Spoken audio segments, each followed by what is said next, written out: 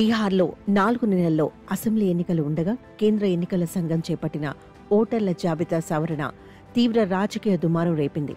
ప్రత్యేక సమగ్ర సవరణ స్పెషల్ ఇంటెన్సివ్ రివిజన్స్ పేరుతో ఈసీ సాగిస్తున్న ఈ ప్రక్షాళన కార్యక్రమాన్ని సుప్రీంకోర్టులో సవాల్ చేస్తూ లాలూ యాదవ్ పార్టీ, ఆర్జేడీతో పాటు association for democratic reform ADR Trinamool నేత మహువా మొయిత్రా, యోగేంద్ర యాదవ్ ఇత్యాదులు పిటిషన్లు వేశారు. భారత రాజ్యాంగంలోని పలు అధికారాలను, ప్రజా ప్రాతినిధ్య చట్టంలోని పలు నిబంధనలను జూన్ 24 ఈసీ జారీ చేసిన ఆదేశాలు ఉల్లంఘిస్తున్నందున వాటిని రద్దు చేయాలన్నది ఈ పిటిషన్ల సారాంశం. స్వల్ప వ్యవధిలో పౌరులు తమ ఉనికిని, నివాసాన్ని రుజువు చేసుకోలేక ఆఖరుకు లక్షలాది మంది ఓటు హక్కు కోల్పోయే ప్రమాదం ఏర్పడుతోందని పిటిషన్దారులు సర్వోన్నత న్యాయస్థానానికి తెలియజేశారు. గురువారం అత్యవసర విచారణకు అంగీకరించిన కోర్టు అంతవరకు సర్ మీద స్టే విధించడానికి మాత్రం ఒప్పుకోలేదు.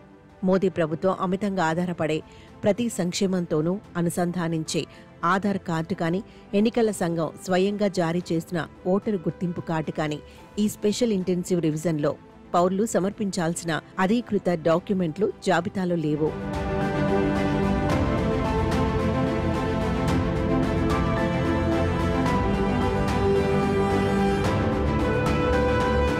కోర్టులో సమాధానం చెప్పుకోవాల్సి వస్తుందని కాబోలు. బీహార్ ఓటర్లకు ఆదివారం ఈసీ కొన్ని సూచనలు చేసింది.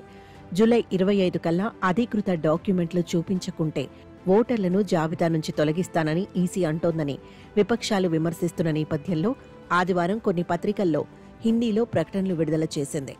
బూత్ స్థాయి అధికారి మీకు అందించిన ఎన్యూమరేషన్ ఫారం నింపి డాక్యుమెంట్లు ఫోటో జతచేసి ఇవ్వండి. సమర్థింపు పత్రాలు సిద్ధంగా లేని పక్షంలో నింపిన ఫారం ఇచ్చేస్తే సరిపోతుంది. తగిన డాక్యుమెంట్లు ఉంటే దరఖాస్తును ప్రాసెస్ చేయడం సులువు. లేని పక్షంలో అంతిమంగా సదరు అధికారి స్థానికంగా విచారించి ఏ నిర్ణయమూ తీసుకుంటాడు అన్నది ఆ ప్రకటన సారాంశం. ఉపరితలంలో ఏదో మినహాయింపు, వెసులుబాటుగా కనిపిస్తున్నా ఈసీ చెప్పదలుచుకున్నదేమిటో అర్థమవుతూనే ఉంది.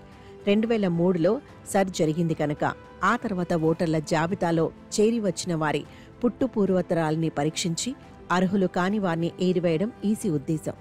ఆర్జేడీ, కాంగ్రెస్ ఓటు బ్యాంక్ అయిన దళితులు, ప్రధానంగా ముస్లింలను ఏరివేయడం లక్ష్యంగా ఇది ఆరంభమైందని ఆ పార్టీలు అంటాయి.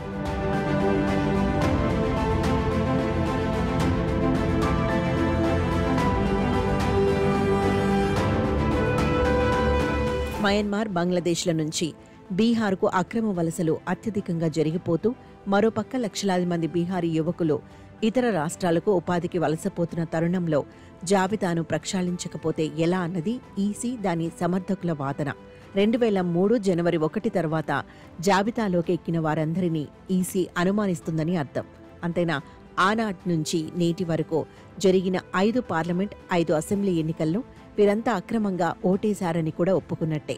2004 పార్లమెంట్ ఎన్నికల్లో వినియోగించిన ఓటర్ల జాబితాలని ఏడాది కాలంగా చేర్పులు, తొలగింపులతో అప్డేట్ చేసుకుంటూ పోయి ఈ అసెంబ్లీ ఎన్నికల్లో వాటినే వాడటానికి గత నెలలోనే కేంద్ర, రాష్ట్ర ఎన్నికల అధికారులు తీర్మానించుకున్న తర్వాత హఠాత్తుగా ఈసీకి ఈ బుద్ధి ఎందుకు పుట్టిందో తెలియదు. 2 దశాబ్దాల నాటి సర్ ఏడాది పాటు కొనసాగడమే కాదు, నిర్దిష్ట కాలపరిమితిలో ఓటర్లుగా నమోదైన వారిని ఇలా అనుమానించిందీ లేదు. సిద్ధం చేసిన జాబితాలో అనుమానాస్పద అంశాలేమీ లేవని స్థానిక అధికారులు చెబుతున్నప్పటికీ బీజేపీ వ్యతిరేక ఓటర్ల ఏరివేత లక్ష్యంగానే కేంద్ర ఎన్నికల సంఘం హఠాత్తుగా ఈ నిర్ణయానికి వచ్చిందని విపక్షాల విమర్శ. ఇంటింటికి పోయి సర్వేలు చేయడం నుంచి జాబితాలు సిద్ధం చేయటం వరకు సమస్తము 2 నెలల్లోనే చక్కబెట్టగల వ్యవస్థ తన దగ్గర ఉందని, వేలాది మందిని రంగంలోకి దించానని ఈసీ చెప్పుకుంటోంది. కానీ కొత్తగా ఓటర్లైన దాదాపు 3 కోట్ల మంది బీహారీల్లో ఎంతమంది తమ పుట్టుక, ఊరు, చదువుతో పాటు తల్లిదండ్రుల జనన ధృవీకరణ పత్రాలను చూపించి 1955 నాటి జాతీయ పౌరసత్వ చిట్టా నిర్దేశించిన రీతిలో తమ పౌరసత్వాన్ని ఇంత స్వల్ప కాలంలో రుజువు చేసుకోగలరన్నది ప్రశ్న.